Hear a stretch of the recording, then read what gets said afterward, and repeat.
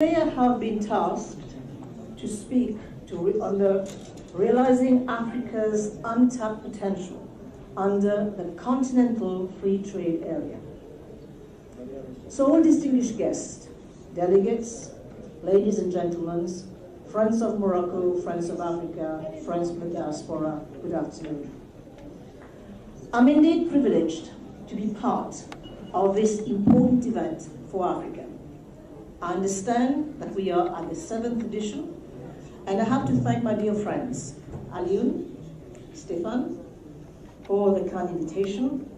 Many thanks also go to the Moroccan authorities for their warm welcome, and also to the organizing team, in particular Zakaria, for all his effort. Thank you. It is always so nice to be back in Casablanca, a city in a country that lives and breathes history and whose cultures and tradition remain unparalleled.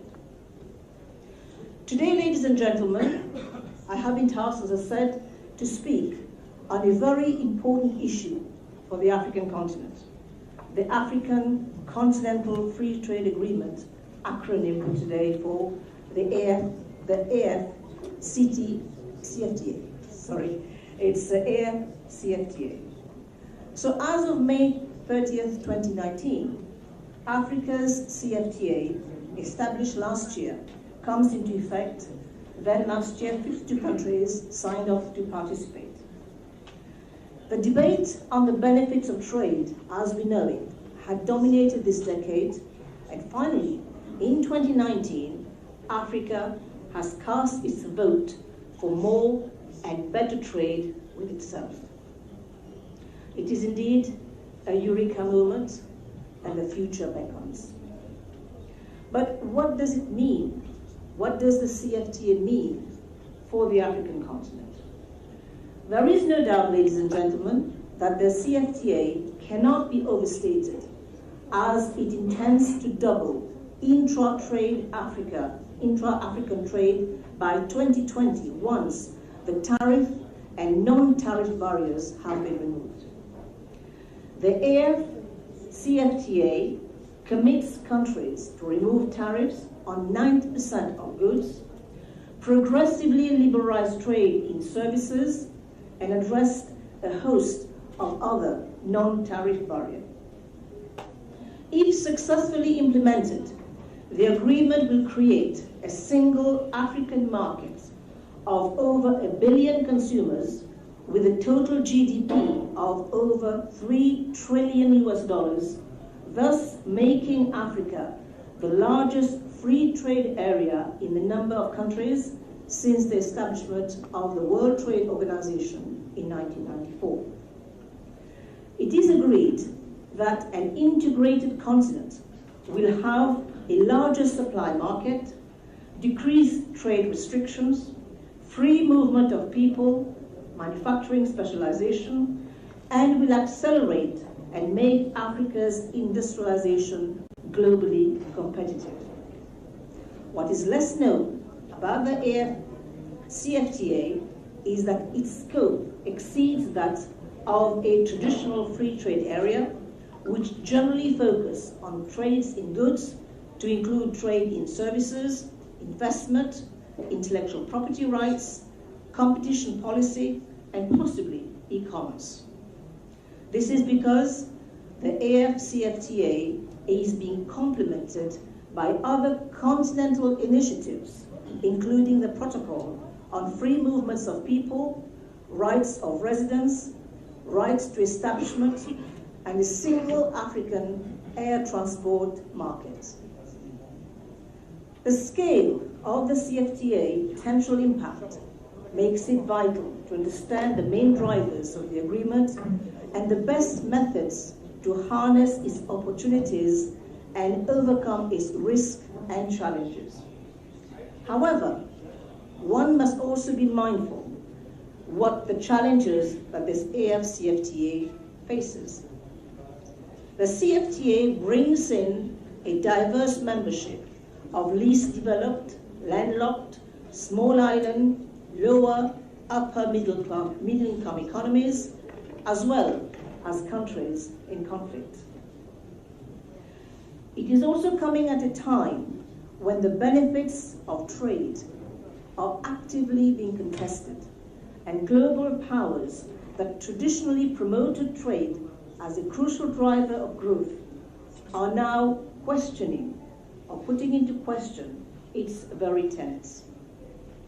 This apprehension is not without cause, as it is recognizing that while globalization and trade have produced impressive economic expansion over the past decades, the gains have not been fairly distributed. The symptoms of this malaise are now increasingly visible worldwide. The World Bank Population Weighted Gini Index has shown that inequality rose steeply between 1988 and 1998 and declined only slightly in 2013. Whilst there is consensus that globalization has helped pull out billions out of absolute poverty, unfortunately, prosperity has not been fully shared. So, ladies and gentlemen, the question we ask ourselves: can Africa do better with trade?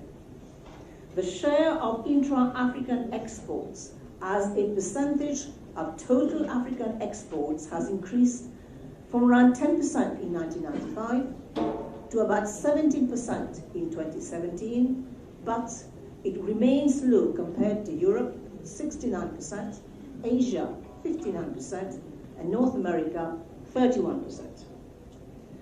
AFCFTA can and will be a game changer for stimulating this intra-African trade as Europe, Asia, and the Americas have done. However, if the AFCFTA is to fulfill its potential in diversifying and transforming African economies in an inclusive manner, African countries must develop effective policies and strategies for export and identify opportunities for diversification, industrialization, and value chain development. It is even being projected that through the sole removal of tariffs on goods, the value of intra-African trade can jump by between 15% or, in terms of dollars, $50 billion US dollars, and 25%, again in billion dollars, $70 billion, depending on liberalization efforts in 2040, compared to a situation where there is no AFCFTA in place. There are other important reasons to expect that trade will be a key driver of growth in Africa. Let us look at exports. Trade diversification of exports is important, as it allows countries to build resilience to movement in demands due to economic downturns in important countries, but also price dips. Unsurprisingly, manufacturing and industry fundamental for overall economic growth and poverty alleviation will feature prominently. A robust manufacturing sector can provide well-paid jobs for a large number of low-skilled workers, increase average household incomes, boost domestic demands, stabilize economies against external shocks, and contribute to innovation and diversification. For commodity exporting countries, it supports a shift to higher value added products and services. If the AFCFTA is therefore expected to enable countries to break into new African markets as they both diversify by export destination and types of goods produced. Thus, the AFCFTA and Agenda 2063 of the African Union can help reverse Africa's premature deindustrialization and tap into the vast number of manufacturing opportunities that persist, including in software, auto components, industrial and business machinery, chemicals, agro-processing, and clothing and footwear subsectors, amongst so many others. With Africa's manufacturing sector projected to double in size with annual output increasing to $1 trillion by 2025, the various economies will create over 14 million jobs, thus delivering on one of the key objectives of this continental free trade agreement, that is to enhance competitiveness of the industry and enterprise level through exploiting opportunities for scale production, continental market access, and better reallocation of resources. Ladies and gentlemen, let's look at the economic diversification of countries on the continent. Economic diversification allows for more inclusion of small, medium-sized enterprises and helps encourage innovation as more markets open. It also ensures productivity enhancing.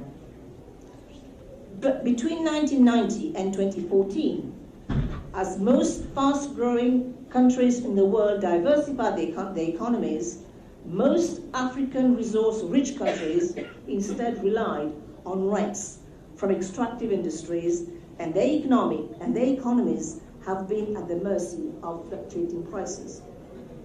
With Africa's vast natural resources, 60% of the world's arable land, the AFCFTA offers particular potential for other greener gold, agricultural products.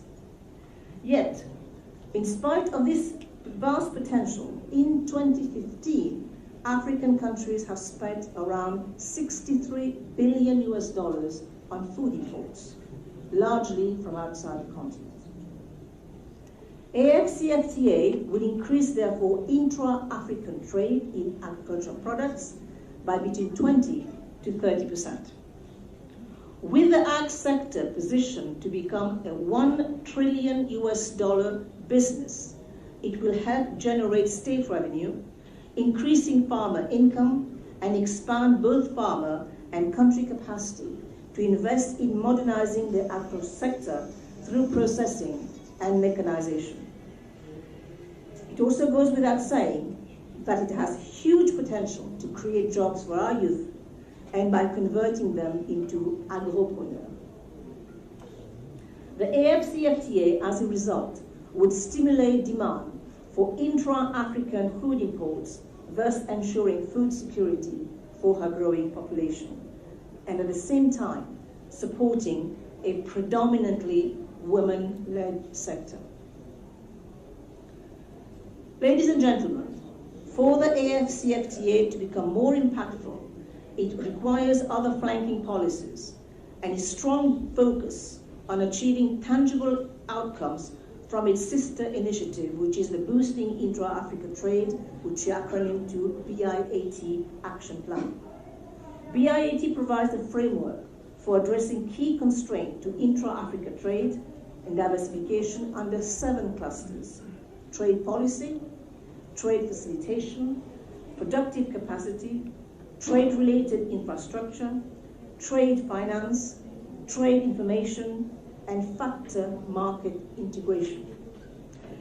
It is also becoming increasingly clear that investment in education and building productive capacity through reskilling programs will be crucial to ensuring that displaced workers and vulnerable persons are able to participate in welfare-enhancing opportunities under the AFCFTA. Ladies and gentlemen, for the continent to position itself within the 4th industrial revolution, it needs to develop robust higher education, bridge the gap by encouraging translation of its research findings into goods and services, whilst taking a hard look at the intellectual property framework. This morning we heard about the gap, which is the valley of death, and we know why there is a valley of death in Africa. I can think of so many, but one of them that comes to my mind straight away is the need for African philanthropists to really look at this space in order to coordinate with our youth so that their ideas does not die in the valley of death. It needs to take advantage of opportunities offered by the artificial intelligence and digital revolution to advance Africa's manufacturing industries and growth. Again, increased investment in quality education will make a huge difference and help us quantum leap into the future. We must also not lose sight of the fact that if we want to improve the volume of trade between countries, be it for goods and services, one has to be mindful of the role of standardization and a culture of quality. The latter rests on robust quality infrastructure with a solid basis in science. With the promotion of economies of scale, efficiency and effectiveness in manufacturing, in African manufacturing industries, the support of innovation and knowledge transfer can no longer be ignored. Nelson Mandela had once said, "It seems impossible until it is done." The AFCFTA presents a big opportunity for our continent, and it must not be missed, because I feel that 2019 will be a defining year. Thank you very much.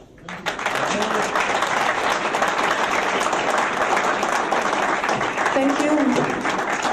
Thank you very much for this very enlightening speech. And you are right. Africa, we speak French, we speak English, we speak Arabic. So thank you for giving us the opportunity to have some added language here, since we have many people who speak English here in the audience.